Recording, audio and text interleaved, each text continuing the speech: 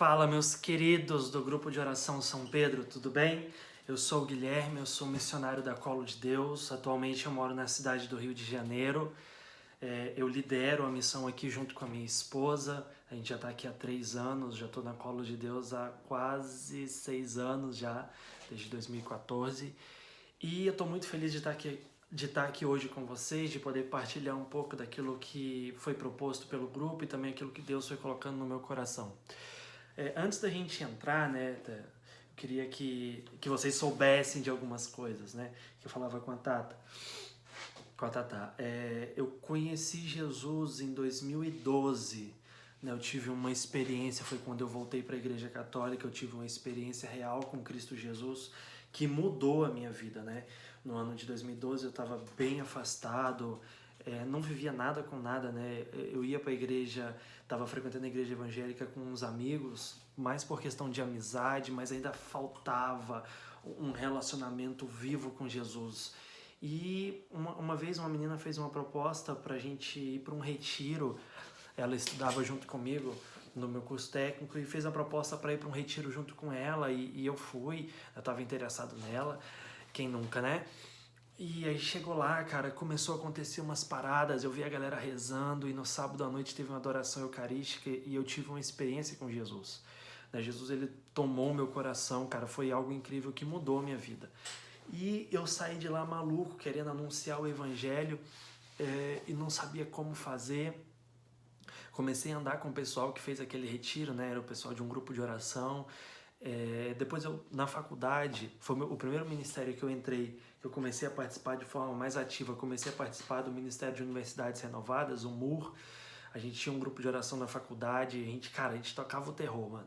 A gente ia pro corredor pregar e gritava e cantava e às vezes chegava atrasado na sala de aula por conta do grupo de oração, que era, cara, era 10, 15 minutos na hora do intervalo. Não sei se vocês já participaram, tiveram essa oportunidade, é grandioso. É incrível, né? Aquilo que Deus ele fazia naqueles 15 minutos, nas quintas-feiras, se eu não me engano, que a gente se reunia para orar. E depois eu saí da faculdade, comecei a participar de um grupo de oração mais na forma tradicional, né? Com mais tempo, era numa igreja na cidade de Caratinga, em Minas Gerais, e eu participei, era do Ministério de Pregação, então eu fazia as formações, eu aplicava formações para os pregadores, né, juntamente com a galera do Ministério Jovem, do Universidades Renovadas. Então a gente trabalhava todo mundo muito junto. E desde o início, cara, da minha experiência com Jesus, algo sempre queimava o meu coração a respeito daquilo que Jesus ele tinha me chamado, né? Eu tive a minha experiência com Jesus, eu tinha 17 anos, né? Embora não pareça, eu tenho 24 anos. E aquilo que eu vivi com Deus, cara, foi muito intenso, né? Jesus, ele mudou a minha vida. Eu saí daquele retiro, depois nos grupos de orações, quando a gente ia para eventos e fazia tudo, eu falava, cara, eu preciso anunciar de uma forma grandiosa o que Jesus ele fez comigo.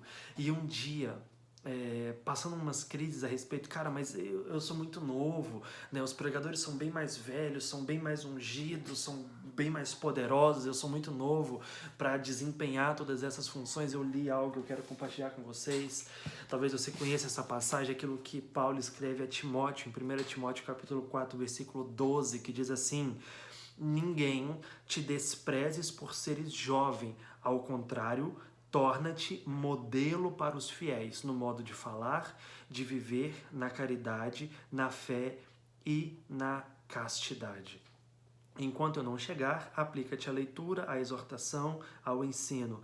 Não negligencie o carisma que está em ti e que te foi dado por profecia, quando a Assembleia dos Anciãos te impôs as mãos. Cara, palavra do Senhor, graças a Deus.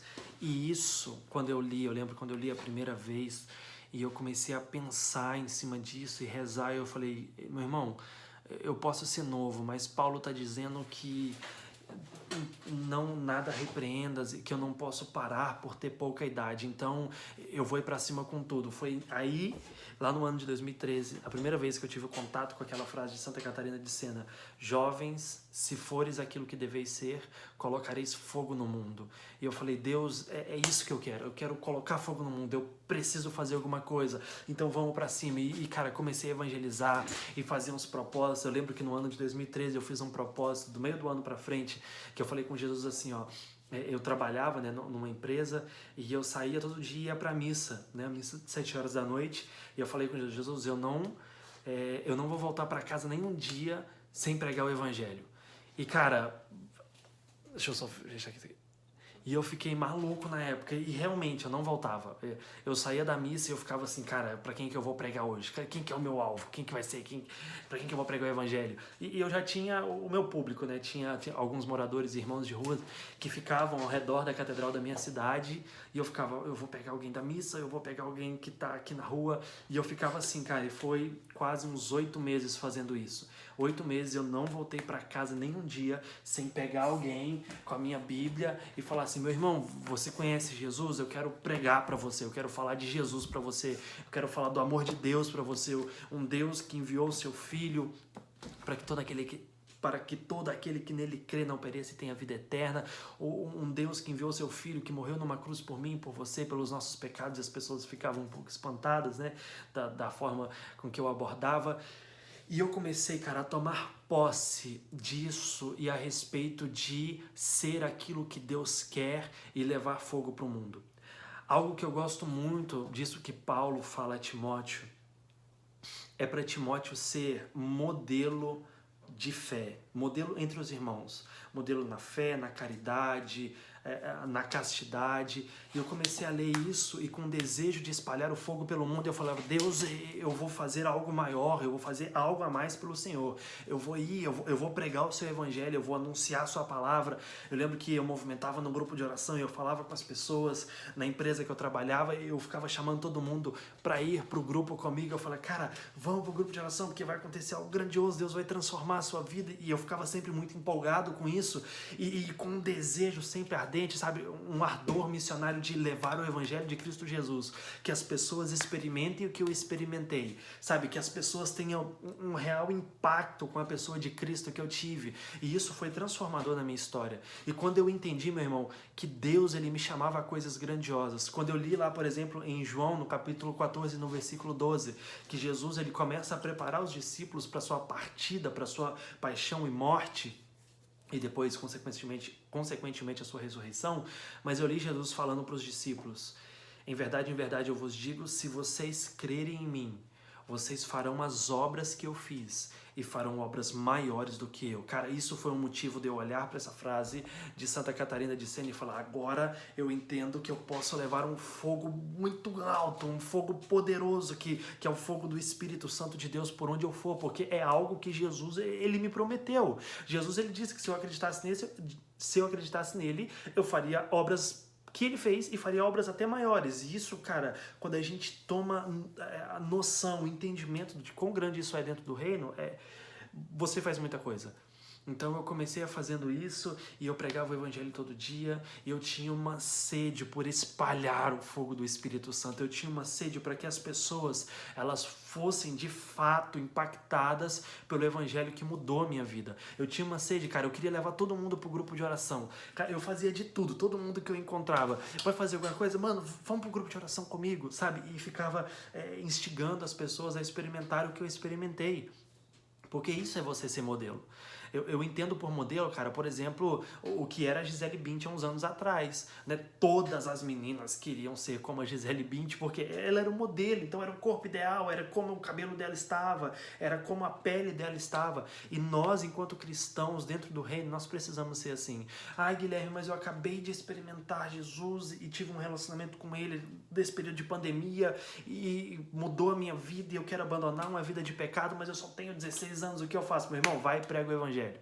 Ninguém te repreenda por ser jovem, ao contrário disso, torna-te modelo para os cristãos, torna-te modelo para as pessoas ao seu redor, sabe? Que as pessoas olhem para mim, para você na rua e falem assim, meu irmão, eu não sei o que tem nesse menino, eu não sei o que tem nesse homem, nessa mulher, mas ele transmite algo que é diferente de todo o resto, ele transmite algo que transforma tudo. Eu tenho um livro aqui, deixa eu ver se eu vou achar ele, do Papa Francisco. Esse aqui, ó, essa carta dele, né, esse livro de uma conversa, inclusive fica aqui a dica de hoje. Eu sempre dou dica nos meus vídeos. Deus é jovem. Talvez está ao contrário para vocês. Cara, se você puder, leia Deus é jovem, sabe? Entenda aquilo que a igreja nos direciona. Cadê se eu vou achar?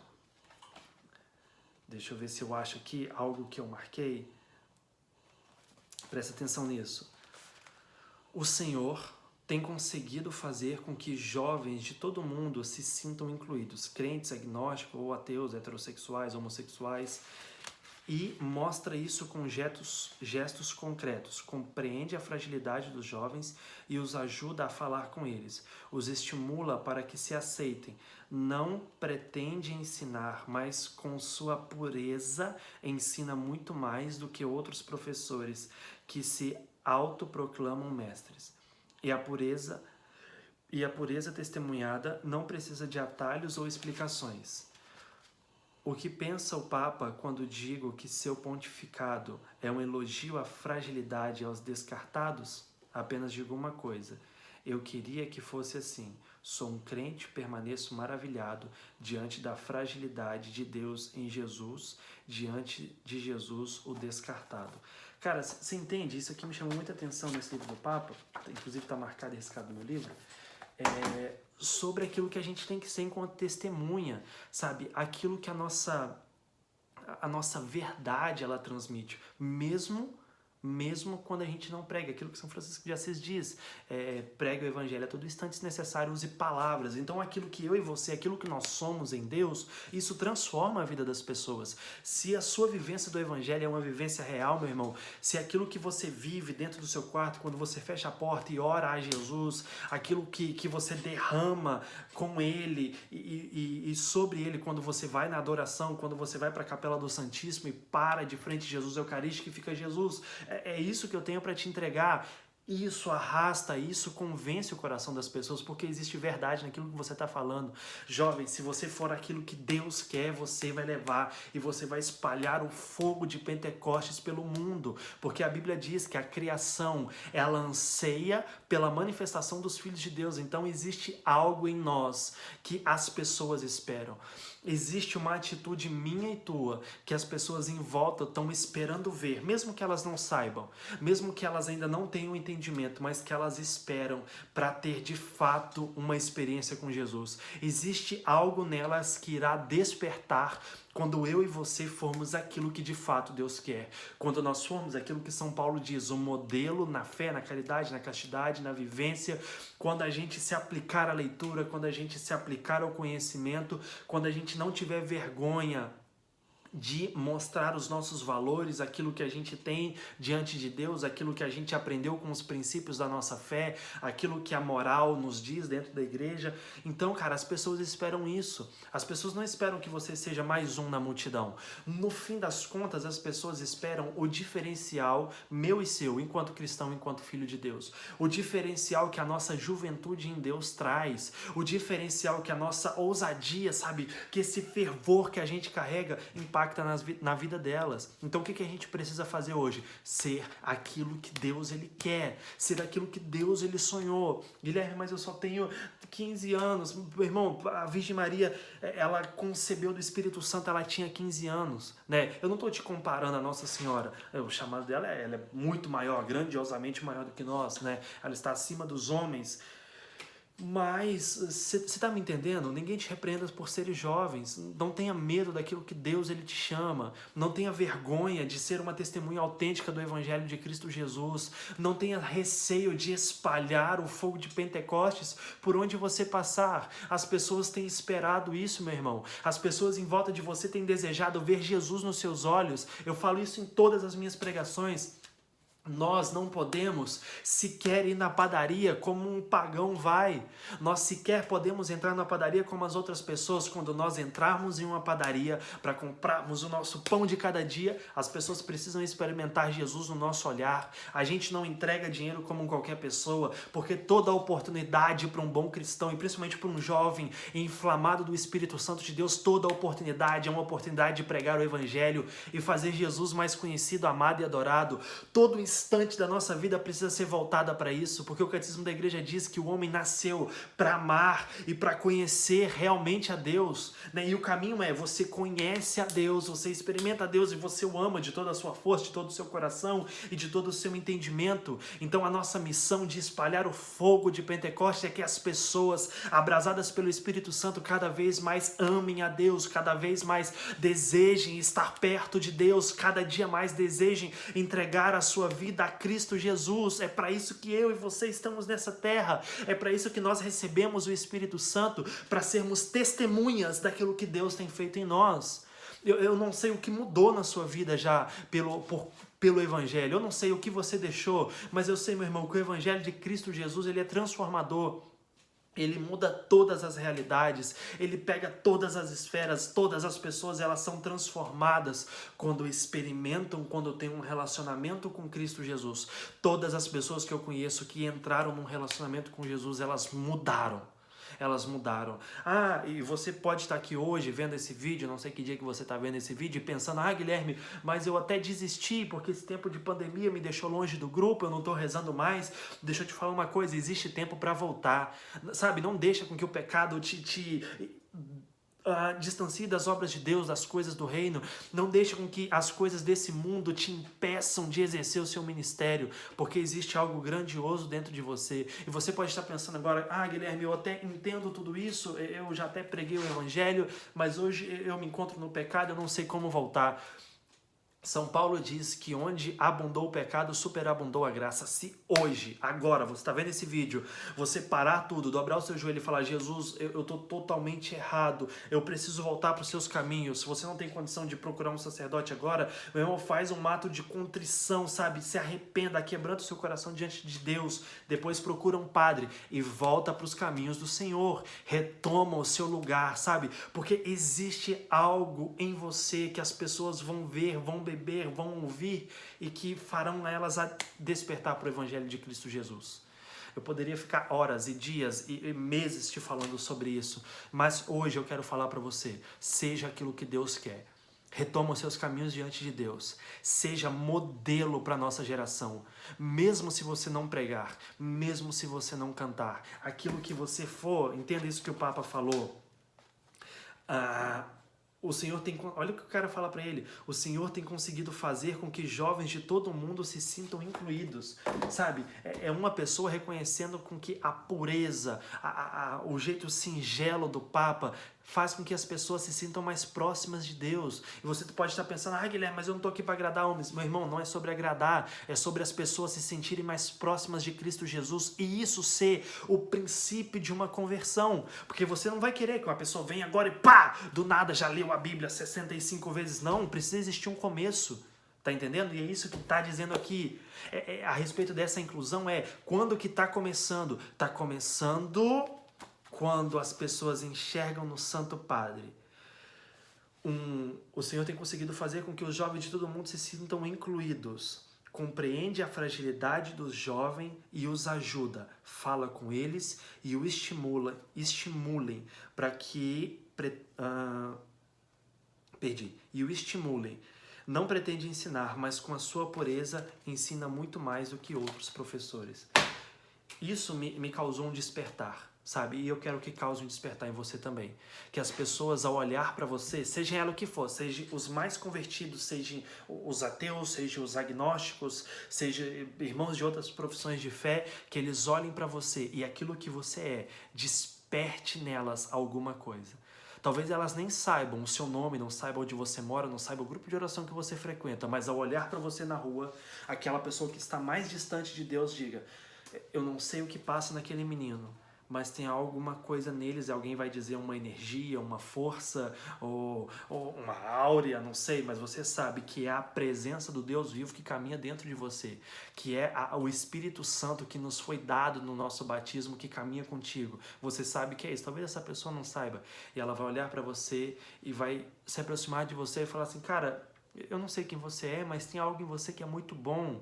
E aí sim, é o momento propício de você incluir essa pessoa dentro do reino. É o momento propício de você pegar ela e atrair ela para o centro da pregação do Evangelho, que é Cristo Jesus. Então, vai nessa, não para. Se você se distanciou de Deus, volta hoje. Se você está longe de Jesus, volta agora. Retoma os seus caminhos, procura um sacerdote, se confessa. Tenha um quebrantamento de coração genuíno, sabe? Um ato de contrição genuíno. Se arrependa das suas faltas e seja um modelo por onde você passar. Que as pessoas, a partir de você, sejam incluídas no Evangelho de Cristo Jesus, estejam cada dia mais sedentas por estarem dentro do reino de Deus, por fazerem parte de tudo isso que você faz. Que Deus te abençoe, que você seja um exemplo para essa geração, vocês do grupo de oração São Pedro, que vocês sejam um exemplo para as pessoas que olharem para vocês, que vocês, assim como o Papa Francisco, sejam um exemplo de inclusão do Evangelho. Eu não falo uma inclusão que, vem todo mundo do jeito que você tá, Jesus te ama do jeito que você tá, mas algo precisa acontecer quando nós nos aproximamos dele, é isso que nós pregamos, sabe? Essa metanoia que São Paulo fala, essa mudança de vida, isso que Jesus causa em nós, isso que Jesus causou nos discípulos quando chamou eles, né? Jesus chamou os publicanos, os cobradores de impostos, os pecadores, as prostitutas, os ladrões, todo mundo andava com Jesus, eles mudavam de vida ao estar com Jesus. Então que seja assim também com vocês, que o Evangelho cada dia mais se propague através dos seus atos, através das suas palavras, e que você seja um sinal para essa geração, um sinal de esperança, um sinal de um verdadeiro e genuíno batismo no Espírito Santo, um sinal de um Pentecostes poderoso, um sinal de uma onda de avivamento que irá tomar a nossa nação quando os filhos de Deus se posicionarem. Deus abençoe a vida de vocês, fiquei muito feliz de partilhar um pouco da minha história e isso que Deus ele colocou no nosso coração, e tamo junto, Deus abençoe, qualquer coisa é só nos procurar. Valeu, gente!